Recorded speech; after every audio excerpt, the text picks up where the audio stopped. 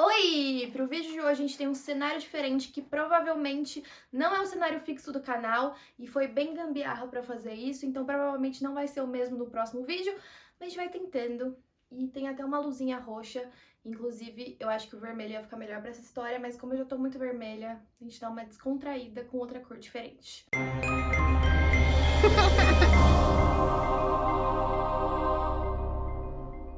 A gente vai falar nesse vídeo sobre uma caixa de vinho assombrada e provavelmente vocês já devem ter me ouvido falar sobre isso, porque o Post Malone teve a infelicidade de tocar nessa caixa indiretamente e infelizmente isso não deu muito certo pra ele. E se você não sabe quem é o Post Malone, ele é um cantor e ele também tem um podcast, e se você não conhece ele, provavelmente você mora numa caverna. Então, o tema de hoje é a caixa D-Book, mas antes, como sempre, não esquece de se inscrever no canal se você não é inscrito, ativa o sininho pra sempre saber quando tem vídeo novo, me segue nas outras redes sociais e compartilha com pelo menos 5 amigos pra me ajudar no engajamento e pra eu continuar produzindo esse tipo de conteúdo. Espero que vocês gostem e não se esqueçam de fazer todas essas coisas que eu tô pedindo muito pra vocês.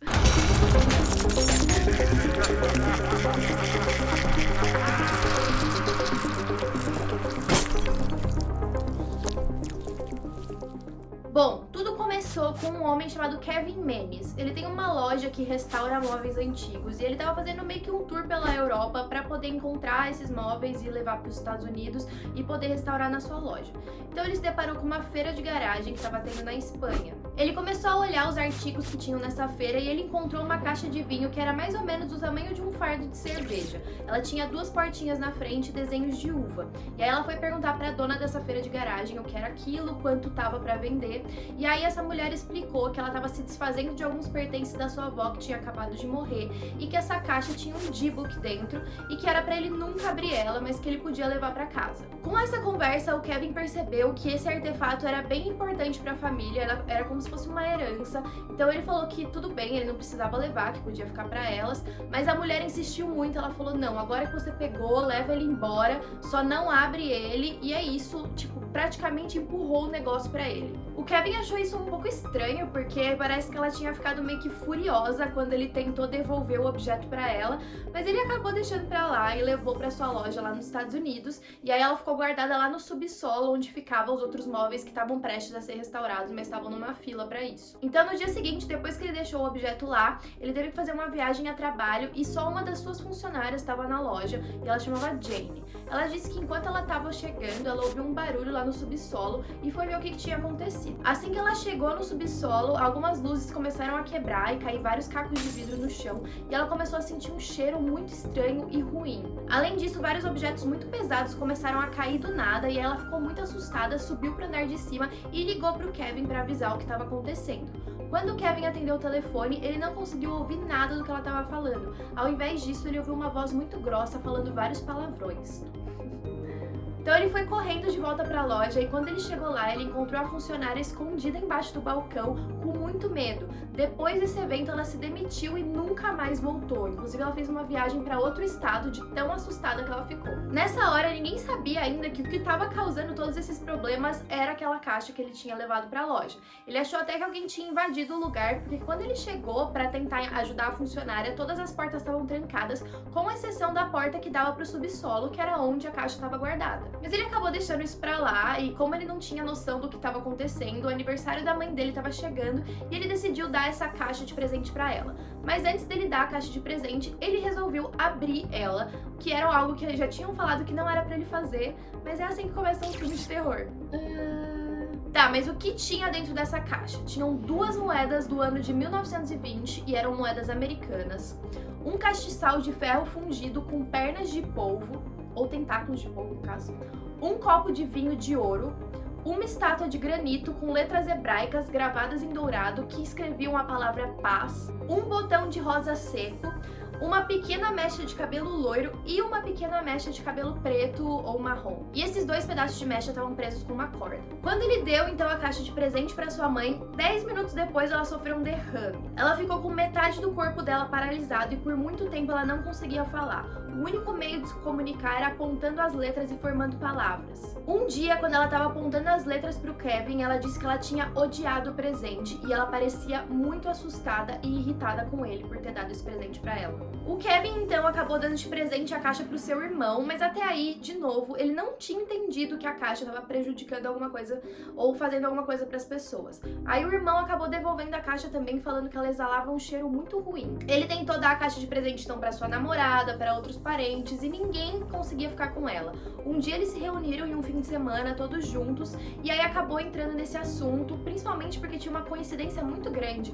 Todos eles, quando estavam com a caixa, tiveram sonhos muito ruins com uma mulher com um rosto muito estranho que tentava matá-los. Essa mulher parecia uma bruxa e ela ficava esbofeteando eles nos sonhos até que eles acordassem, e no dia seguinte eles tinham o mesmo sonho. E vários deles falaram que esses sonhos só paravam depois que eles já tinham devolvido a caixa pro Kevin de novo. Nessa hora, o Kevin finalmente começou a ficar muito assustado e ele decidiu leiloar a caixa no eBay. Foi aí que essa história vazou. No post dele do eBay, ele começou a falar a história toda e contar que aquela caixa provavelmente era assombrada e que tinha um Dybbuk dentro, apesar dele não saber muito bem o que significa. No folclore judeu, o Dybbuk é um espírito maligno que se apodera de objetos e dos corpos das pessoas.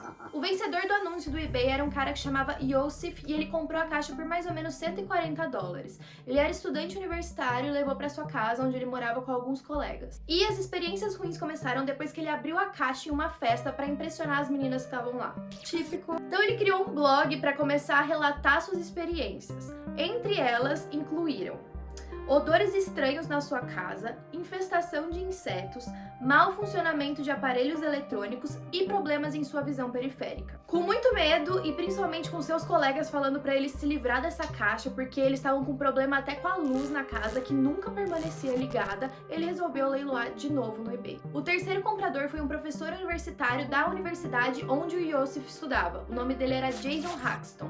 Ele comprou a caixa por $280 e ele ficou muito feliz porque ele queria fazer algumas experiências e testar o que realmente aquela caixa fazia, porque ele acompanhava o blog do Yosef falando sobre tudo o que aconteceu enquanto ele estava com o Dybbuk. No dia seguinte, depois que a caixa estava na casa dele, ele disse que tinha acordado com o olho direito parecendo que tinha sido picado por algum inseto. Lembrando que o Yosef também teve problemas na sua visão periférica quando estava com a caixa. Outras coisas bizarras que ele passou e relatou foram as seguintes: uma fadiga, gosto metálico na boca, congestão nasal e tosse constante. Ele também disse que constantemente sentia cheiro de urina de gato e jasmim pela casa, e coincidentemente a família do Kevin Menes, que foi a primeira família que teve a caixa, também relatava esses mesmos odores. Não sabendo o que fazer, o Jason ficou muito assustado, principalmente porque a sua família começou a ser afetada, então ele encontrou o contato do Kevin no eBay e foi atrás dele para tentar descobrir a história completa. Finalmente, vamos entrar no real significado e por que essa caixa ficou assombrada.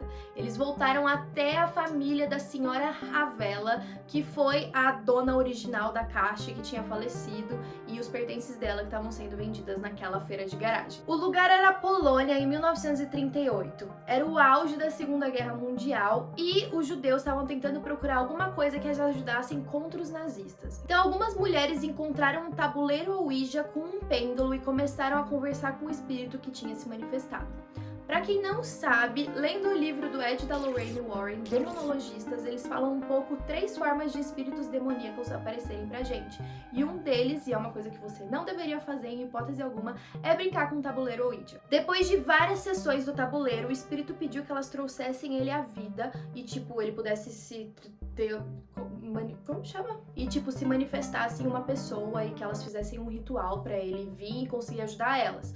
E elas, como elas queriam que aquilo tudo acabasse, a guerra principalmente, elas aceitaram. Logo elas acabaram percebendo que era um espírito maligno e tentaram aprisionar ele em um objeto, mas elas falharam. Essa noite também ficou conhecida como a Noite dos Cristais Quebrados, onde mais de 1000 sinagogas na Alemanha, principalmente, foram completamente quebradas e devastadas. Depois que a guerra acabou, uma das participantes dos rituais Ouija fez um ritual que finalmente conseguiu aprisionar o espírito dentro de um objeto, que no caso foi a caixa de vinho. A mulher que fez o ritual era a senhora Vela, ou seja, a avó da menina que estava fazendo a feira de garagem. Ela emigrou para os Estados Unidos e ela mantinha a caixa dentro de um quarto de costura, onde ela falava para todo mundo que tinha um Dybbuk lá dentro e que elas nunca deveriam abrir. Mas a família não sabia o que era um Dybbuk, nunca tinha pesquisado e nunca deram muita bola pro que tinha lá. Com 103 anos, a senhora Vela morreu e o que ela queria era que a caixa fosse enterrada junto com ela.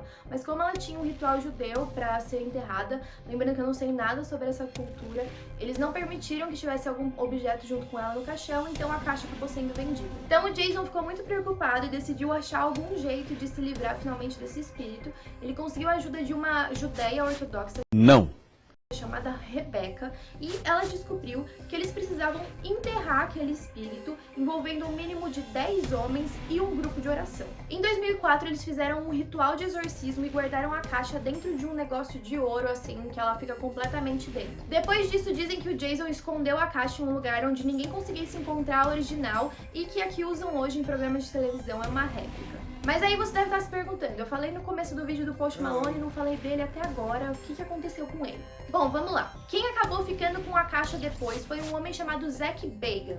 Ele tem um museu assombrado em Los Angeles, onde ele tem vários objetos amaldiçoados que ele expõe para quem quiser olhar, e essa caixa ficava dentro de uma caixa de vidro para que ninguém corresse o risco de tocar nela sem querer. Um dia o Post Malone foi visitar esse museu, e aí o Zach Bagan disse que estava sentindo uma vontade muito grande de tocar na caixa, e aí ele decidiu tirar o vidro e tocar nela.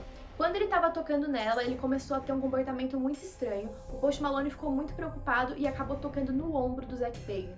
Mas aí o Zach ficou muito irritado e ele disse que ele não poderia ter tocado indiretamente na caixa e que iam vir problemas depois.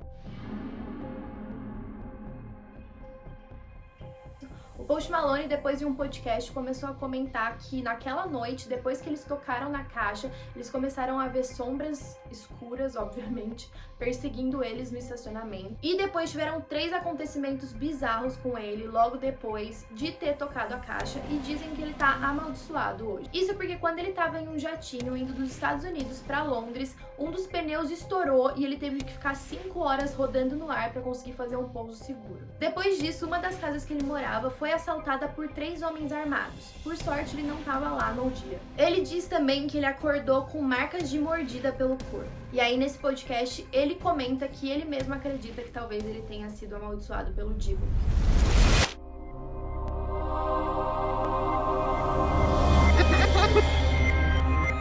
Bom, esse foi o vídeo de hoje, espero que vocês tenham gostado. Vou deixar alguns links aqui embaixo para vocês verem a caixa, também o momento em que o Post Malone toca nela e também sobre o museu do Zach Bagan, se vocês tiverem interesse. Compartilha com seus amigos, comenta aqui outros temas que vocês querem ver no canal e até a próxima!